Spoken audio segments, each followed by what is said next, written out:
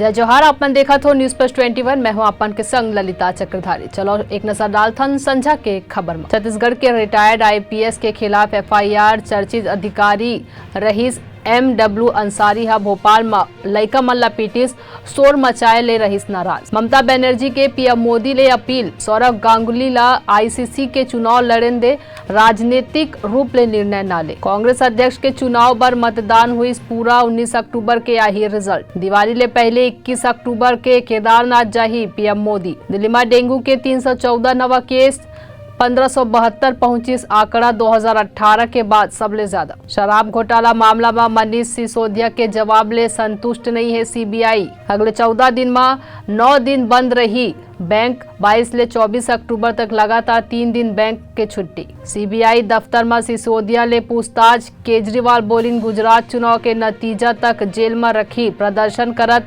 आप नेता हिरासत में। कांग्रेस अध्यक्ष के चुनाव में भाग ले वाले डेलीगेट्स के शुक्रिया शशि थरूर हा कहिस। लखीमपुर खीरी केस में आशीष मिश्रा के जमानत याचिका पर 7 नवंबर तक टले सुनवाई। ऐसा नहीं तमाम जानकारी ले लगातार अपडेट रहे बर देखत रहो न्यूज प्लस 21 आप मन के हक के बाद।